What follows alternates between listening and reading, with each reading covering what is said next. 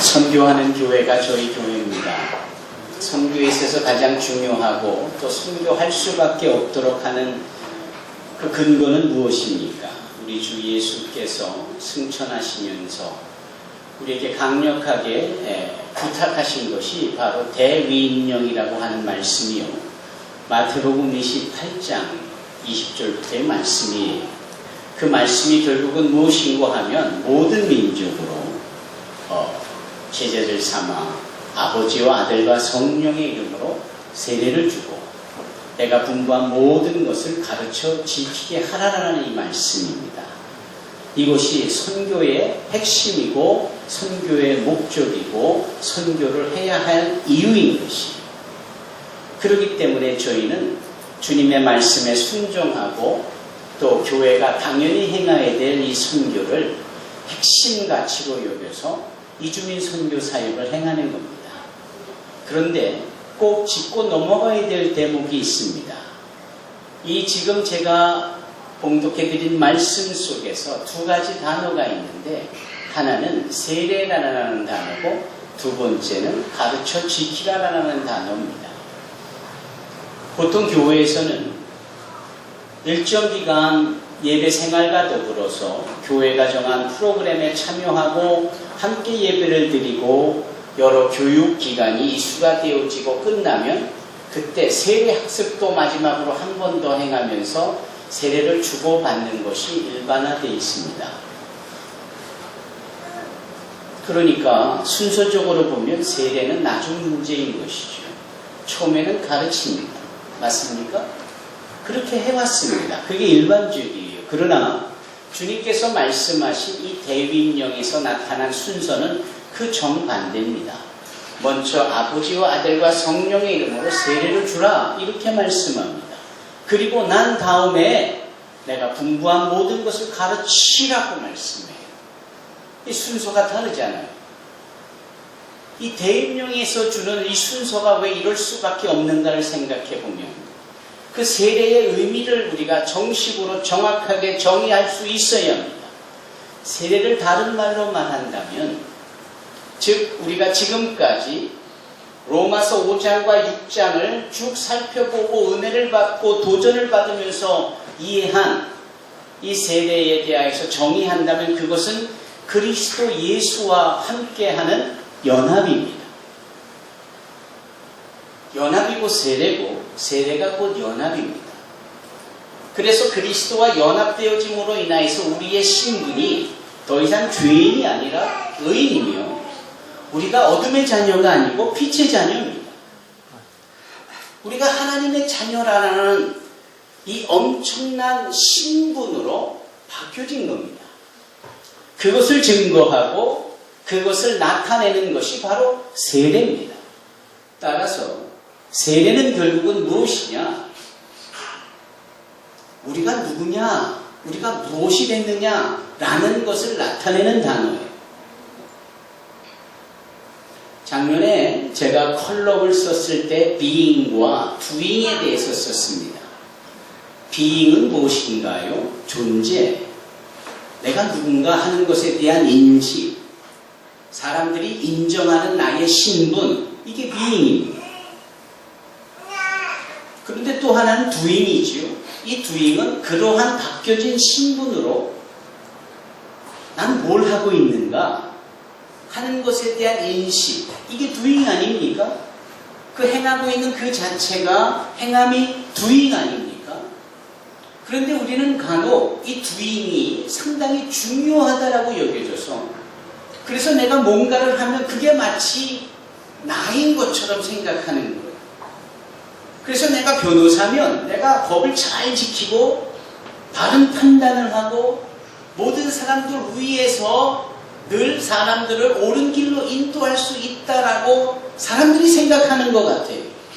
그러나 간혹 보면 간혹이 아니라 자주 그런 일을 하는 그런 직업을 가진 사람들 이면에는 오히려 더 많은 부도덕함과 더 많은 인간성의 상실과 더 많은 가정에 문제를 주는 일들이 있음을 봅니다. 충격이지요? 그래서 doing이 중요한 게 아니구나. 주인보다 내가 먼저 누군가 무엇이 되었느냐는 인식적 비인이 중요한 거구나. 주님께서 우리에게 대위인령을 맡겨주셨을 때의 그 순서가 바로 그런 의미인 것입니다. 내가 누군가, 우리가 누구인가, 그리스도와 연합된 크리스찬이라는 사실을 분명하게 인식하고 그것이 나의 신분이라는 사실을 알아야 한다라는 그런 다음에 그 신분에 걸맞는 행함이 뒤따라야 하는 것이죠. 그래서 먼저 세례를 주어서 신분에 대한 인식과 변화에 대한 확신을 주는 것, 이것이 첫 번째요. 두 번째가 그러고 난 후에 신분이 인식되어지면 가르쳐 지키도록 행하도록 한다는 것이죠. 이게 선교의 기본 원리고 이게 대위임령의 핵심 가치며 이것이 주님께서 우리에게 말씀하신 내용입니다. 그래서 지금까지 이 로마서가 계속 진행이 되어짐에 있어서 우리들의 정체성, 우리들의 존재, 과연 나는 누구인가? 과연 우리는 누구인가?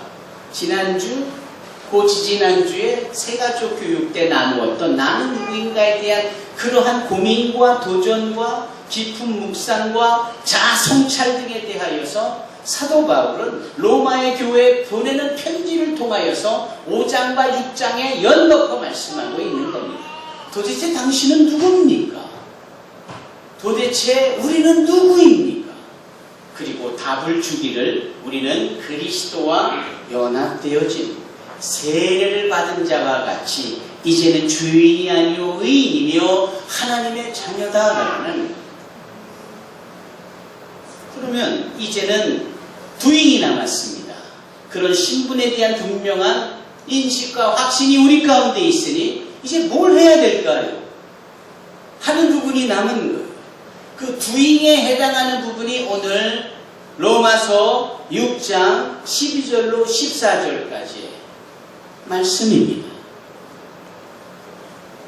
제가 다시 한번 읽도록 하겠습니다. 그러므로 너희는 죄가 너희 죽을 몸을 지배하지 못하게 하여 몸의 사욕에 순종하지 말고 또한 너희 지체를 불의의 무기로 병기로 죄에게 내주지 말고 오직 너희 자신을 죽은 자 가운데서 다시 살아난 자같이 하나님께 드리며 너희 지체를 의의 무기고 병기로 하나님께 드리라. 죄가 너희를 주장하지 못하리니 이는 너희가 법 아래에 있지 아니하고 은혜 아래에 있음이라.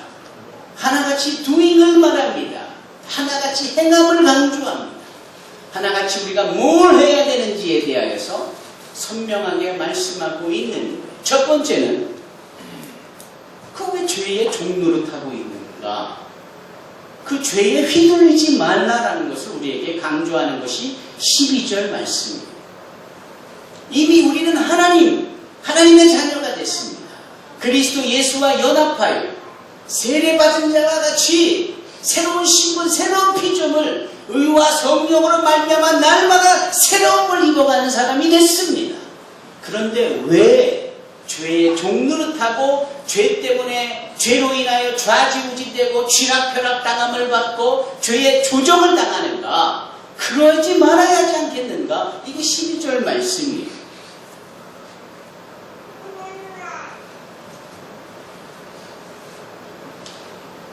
로마서 5장 14절에 보면 이미 우리가 상고해 본 내용입니다만 다시 한번 살펴보십시다. 로마서 5장 14절에 아담로부터 모세까지 아담의 범죄와 같은 죄를 짓지 아니하들까지도 사망이 왕노릇하였다.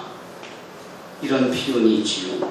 아담의 범죄와 같은 죄를 짓지 아니한 자들까지도 사망이 왕노릇하였다. 여기에 소위 범죄가 나오고 여기에 소위 죄가 나옵니다. 범죄와 죄는 어떻게 다른 걸까요? 범죄는 행함으로 나오진 결과물, 눈에 보여지는 것, 그게 범죄입니다. 죄는요, 그런 범죄가 결과적으로 있기까지 시발점이 되는 것, 시작이 되는 것, 그래서 눈에 안 보일 수 있는 우리의 마음속에 존재하고 있는 것, 그게 죄입니다. 따라서 이 죄는 행함으로 인하여서 범죄의 결과물로 나온 것이고 우리의 첫사람 아담이 그 범죄를 한 사람이에요. 하나님의 말씀에 불순종했잖아요. 그게 결과물이고 그래서 아담이 행한 것이 범죄라라는 거예요. 그런데 우리는 그 범죄를 저지른 아담의 후손이고 아담이 본질적으로 갖고 있었던 그 죄의 영향권 안에 있기 때문에 당연히 우리는 죄인일 수밖에 없었다라는, 내가 범죄의 결과물을 설령 내놓지 않아도 내 마음속에 존재하고 있는 미움, 시기, 질투, 나태함, 게으름, 마음에 품고 있는 음욕, 탐욕, 심지어는 하지 말아야 될 것을 해야 된다는 점, 하지 말아야 될 것을 해야 하거나 해야 될 것을 하지 말아야 하거나, 가장 심각한 것은 하나님을 하나님으로 여기지 아니하는 이 모든 것이 죄다라는 거예요. 여기서 자유한 사람이 있습니까? 없습니다. 그래서 의인은 없나니 하나도 없다라고 말하잖아요. 그래서 로마서 3장에 보면은 바로 그것을 말씀하고 있는 거예요. 의인은 없나니 하나도 없다. 설령 깨닫는 자도 없고 하나님을 찾는 자도 없고 다 치우쳐 함께 무익하게 되고 선을 행하는 자는 없나니 하나도 없도다. 로마서 3장 13절 그들의 목구멍은 열린 무덤이 그 혀로는 속임을 일삼으며 그 입술에는 독사의 독이 있고 그 입에는 저주와 악독이 가득하고 그 발은 피 흘리는 데 빠른지라. 파멸과 고생이 그 길에 있어 평강의 길을 알지 못하였고 그들의 눈앞에 하나님을 두려워함이 없느니. 이게 다 죄다. 우리가 함께 천사와 같은 얼굴을 하고 있어도 우리 내면 속에 도사리고 있는 죄의 형상, 이 죄가 있기에 우리는 죄인이었다라는 거예요. 비인에 대한 부분을 우리가 정확하게 인식하여야 하는 것이죠. 그럼에도 불구하고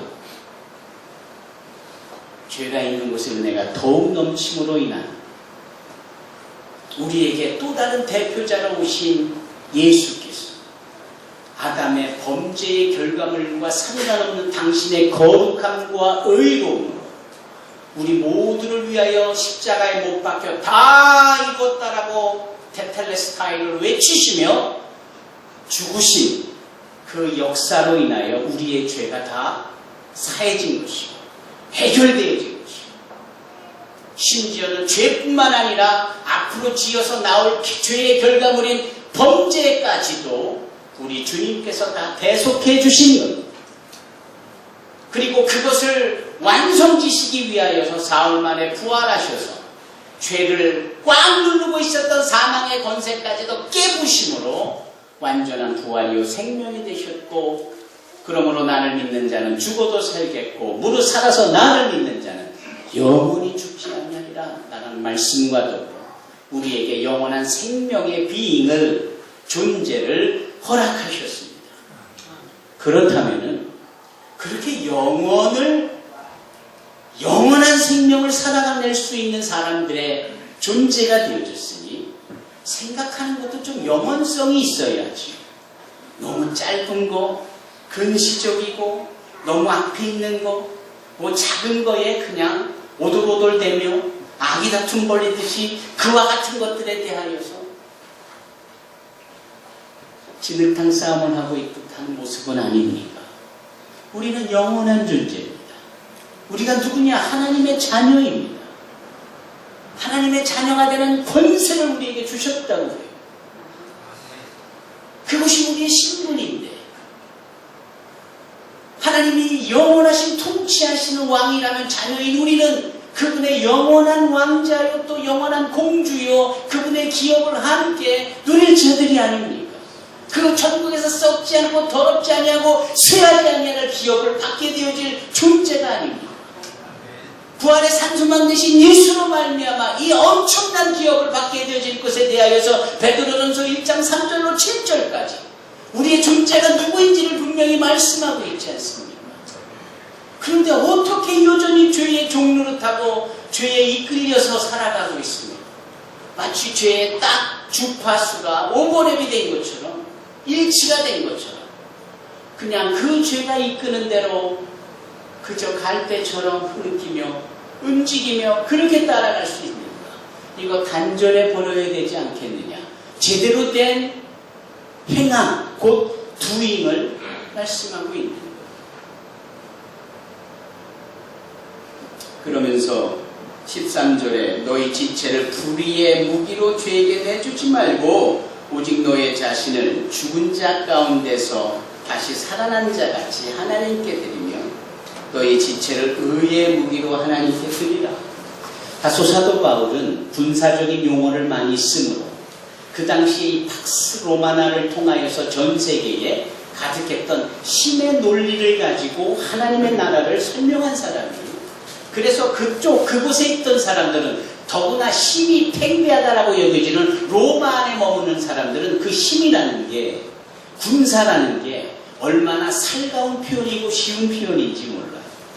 그렇기 때문에 사도 바울은 군사 용어를 자주 쓰면서 자신의 구원론을 증거하는 것이죠. 그래서 여기 병기 또는 무기라는 단어로 다만 불의의 병기, 불의의 무기, 의의 병기, 의의 무기 이런 식으로 표현을 하는 겁니다. 아담과 하와, 죄를 지은 자들, 그의 범죄 결과 속에서 자식이 주어집니다. 그 자식이 누굽니까? 첫째가 가인이죠. 둘째는 아벨입니다. 이 가인과 아벨을 너무나 잘 알잖아요. 창세기 말씀에 따르면 하나님께서 가인에게 대화를 하시죠. 아담에게만 대화하신 것이 아니라 그의 범죄 속에서도 낳은 자녀에게 여전히 하나님은 한 영혼에 대한 소중함을 가지시고 대화하시는 분이세요. 자, 가인하고의 어떤 대화가 벌어졌습니까? 가인이 드리는 제사는 하나님이 받지 않으시고 가인의 동생 아벨이 양으로 드리는 제사는 하나님이 받으시니 이 자신의 곡식으로 드린 제사를 받지 아니하는 하나님 앞에 가인이 불편해지는 겁니다. 얼굴 안색이 안 좋아요. 삐진 정도가 아니라 화가 치밀어 있고 분이 나는 겁니다. 그러자 하나님이 말씀을 걸어보세요. 얘야, 네 안식이 그게 뭐니? 어디 안 좋은 일이 있니? 왜 얼굴이 그래? 얼마나 다정하신 하나님의 말씀입니다. 그러시면서 하시는 말씀이 뭐예요? 가인아, 죄가 네 문 앞에 엎드려져 있으니까 너 제대로 해야 된다 라고 말씀합니다. 죄가 니네 아버지로부터 주어진 범죄의 결과이고 너에겐 죄일 수 있는 그 죄가 지금 가능성을 두고 네 앞에 엎드려져 있다. 중요한 단어가 엎드려져 있다라는 것이. 그것은 뭐냐? 엎드려져 있는 것은 죄가 힘이 없는 거예요. 죄가 우리보다 힘세가지고 우리를 장악하고 그런 존재가 아니라 죄는 고작해야 우리 앞에 살살대며 엎드려져서 어서 오시오, 당신은 환영합니다. 우리는 이런 부분을 죄가 했기 때문에 유혹이라고 하죠. 이렇게 유혹하는 정도지 그 죄의 힘으로 우리를 군림할 수 없는 거예요. 또는 죄가 엎드려져 있다는 것은 결국은 무엇입니까? 우리가 그 죄를 무시해버려도 되고 우리가 그 죄를 밟아버리고 그냥 나가도 되는 거예요. 죄 아무것도 아닌 거예요. 유혹 그걸 그냥 무시해버리면 되는 거예요. 가인에게 그걸 말씀하시는 거예요. 죄가 지금 네 문 앞에 엎드려져 있다. 어떡할래? 무시하고 네 몸이 죄에 전염되지 않고 오염되지 않고 허용되지 않도록 너를 지켜내야지 라는 말씀이에요. 그런데 그 말씀을 듣고도 그 불의의 병기가 되어줄 수 있거나 의의 병기가 되어줄 수 있는 자신의 몸을 가지고 그는 어느 것을 택합니까? 불의의 병기를 택하여서 그 몸으로 자기의 지체, 자기의 사랑하는 동생 아벨을 들에 나가 돌로 쳐 죽입니다. 이게 죄인의 모습이고 죄를 택한 자의 모습이고 자신의 몸뚱이를 불의의 병기로 내놓은 사람의 결과입니다. 동일한 내용을 오늘 본문의 말씀에서 13절로 우리가 찾는 거예요. 너희 지체를 불의의 무기로 죄에게 내주지 말고 오직 너희 자신을 죽은 자 가운데서 다시 살아난 자 같이 하나님께 드리며 너희 지체를 의의 무기로 하나님께 드리라. 우리의 이 은혜를 입어서 거룩하게 되어진 우리의 신분, 크리스찬이라는 신분으로 뭔가를 할 때 그것이 의의 결과물로 나오고 우리의 지체가 의의 병기가 되어지지 할 수는 없는 것인가? 왜 부조리가 나오고 왜 문제가 발생하여 범죄라고 여겨지는 것들에 대해서 많은 부분의 크리스찬들이 연루되어야만 합니다. 크리스찬들이 많으니까 그만큼 가능성이 확률이 많아서라는 이 수학적인 표현이 맞겠습니까? 그렇지가 않은 거예요.